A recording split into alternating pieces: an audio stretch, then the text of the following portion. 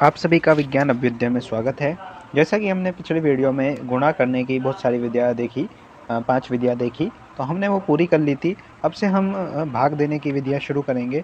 गुणा करने की विधियाँ थी, खंड गुणा थी जिसमें हमने खंड किए थे, और इसके अलावा विभाग गुणा थी जिसमें हमने विभाग कर लिया था। नाम से स्पष्ट हो रहा है, बस चीज़ें वही हैं, बस थोड़ा-सा तरीका और सोचने का और देखने का नज़रिया अलग है। स्थान गुणा किया हमने, स्थान गुणा नॉर्मल जिसको हम यूज़ करते हैं, इसको ही करते हैं।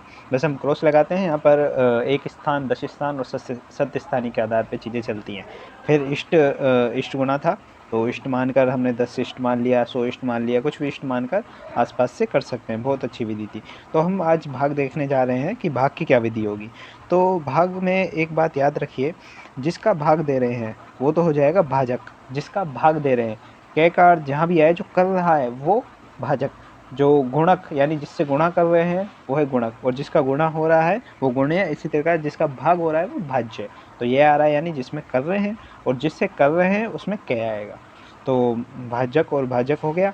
अब यहाँ पर उन्होंने सूत्र दिया है, तो यहाँ पर कुछ बात की गई है कि भाज्य के अंत के अंक से, यानी जैसे 135 लिखा है, उदाहरण के तौर पर हम समझें कि 135 लिखा है, तो अंत का अंक यहाँ से शुरू करना है। यहाँ से शुरू नहीं करना, पास से यहाँ से शुरू करना है, अंत के अंत से। भाजक जितना गुणा, जितनी बार उसको में भाग दे सकें हम, जितनी बार मतलब वो घटाने के सक्षम हो, तो हम वहाँ देंगे। जैसे 135 है, 135 में हम जैसे भाग दे रहे हैं 12 का, तो 12 का भाग 1 में तो नहीं जा सकता, तो हम 13 में भाग देंगे, फिर हम 2 संख्याओं को ले लेंगे। इस तरीके से ये कहना चाह रहे हैं। तो इसके आगे चलें, यहाँ उदाहरण दिया गया है। उदाहरण है वही जिसका हमने गुणा किया था, अब उसका भाग दे के देख रहे हैं। तो ये रीति भी अच्छी है। 1620 में हम 12 का भाग दे रहे हैं। तो यहाँ पर देखिए आप कि 1 में हम भाग नहीं दे सकते, इस कारण 0 लिख दें। 0 का कोई मतलब होता नहीं है, संख्या के आगे 0 का मतलब कुछ नहीं होता। तो आप लिख भी सकते हैं और नहीं भी लिख सकते। उसके बाद 16 हमने चुना, 16 में एक बार भाग जाएगा तो हमने 12 लिखा। 12 में 16 में से 12 घटाए 4 बचे। उसके बाद हमने एक संख्या को ऊपर से लिया, तो 42 हुआ। अब इसके बाद इसमें यदि हम 3 बार भाग जा सकता है 42 में, 12 तिया 36, तो 6 बचे। अब उसके बाद एक ऊपर 60 जीरो बचा, तो ये 60 हो जाएगा, और 12 पंच 60। तो ये सामान्य रीति है जिसका हम इस्तेमाल करते हैं, और अंत में निशेष बच गया तो हमारा यही फल हो जाएगा, 135 हमारा फल हो जाएगा। तो एक बात यह याद रखनी है आपको, ये स्मरण रखना है आपको कि यह वही विधि है जिसका हम सामान्यतः इस्तेमाल करते हैं, लेकिन ये दी किसने थी? भास्कराचार्य जी ने थी। एक बात और देखने की है कि आप यूँ समझिए, यह नहीं कि ये सिर्फ भास्कराचार्य जी द्वारा दी गई है।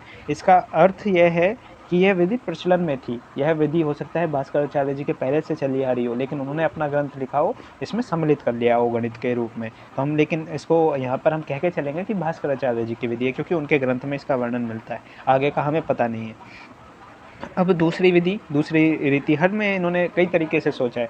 तो यहाँ पर बात करें तो इन्होंने कहा कि उसको संख्या को सरल कर लीजिए। जैसे आपके पास कोई 2 संख्या है,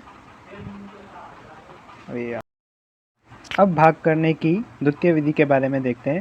तो इस विधि में होगा क्या कि हमें जो हमारा भाजक और भाज्य दोनों हैं, उन्हें सरल रूप में परिवर्तित कर लेना है। जैसे यहाँ पर संख्या है, संख्या कितनी थी हमारे पास? 1620 और 12 थी। तो हमें दोनों में कॉमन देखना है। जैसे मुझे 4 दिख रहा है, तो मैंने इसमें 4 का भाग दिया, ये 3 हो गया। इसमें 4 का भाग दिया तो 4, और 4 0 5, क्योंकि 4 बार पूरा जाएगा, 4 0 5। ठीक है, तो हम क्या करेंगे, ये सरल हो गया, तो अब 3 का भाग सीधा ही 405 में दे देंगे। 1 3 बार गया, 3 5, 135 ही उत्तर आया।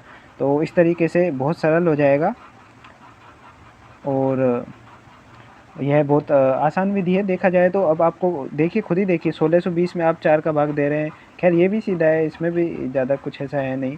16 में 1620 में 12 का भाग दे रहे हैं, लेकिन इसको यदि मुँह ज़बानी और सरल करना है तो सीधा ऐसे ही लिख सकते हैं, यहीं पे काट सकते हैं इसको। 3 का भाग कर दिया, और यहाँ पर आप इसमें फिर 4 का भाग दे दिए, 405। एक बहुत आसान हो गया, इस तरीके से कर सकते हैं।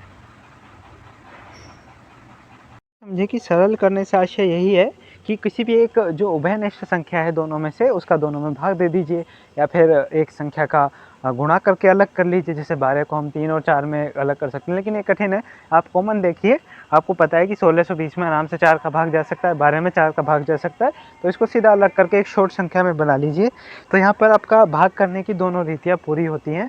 अब इसके आगे वर्ग आएगा, तो यहाँ से जो आपकी ये लीलावती और भास्कराचार्य है लीलावती पुस्तक है, इसको कोमल आर्या जी कंप्लीट करेंगी आगे।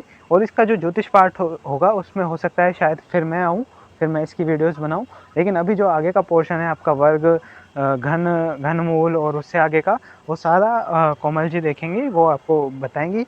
कोई भी आपको समझ में ना आ रहा हो, कोई भी समस्या हो, तो विचारों के लिए स्वतंत्र हैं आप, अपने विचार रखें, कमेंट में रखें, हमारे नंबर पर व्हाट्सएप करें। आप कहीं भी हमारे किसी भी माध्यम से हमसे संपर्क कर सकते हैं, अपनी समस्याएं बता सकते हैं, सुझाव दे सकते हैं, जिससे हम चीज़ों को और बेहतर से बेहतर कर सकते हैं। तो कल से मैं आर्यभट्टीय या सूर्य सिद्धांत में से एक शुरू करने वाला हूँ। देखेंगे वो लोगों के मत के अनुसार रहेगा, जिसको कहेंगे सभी हम उसको शुरू करेंगे। तो आर्यभट्टीय का एक पूरा प्लेलिस्ट में तैयार करने वाला हूँ, तो वहाँ पर भी आप जुड़ें।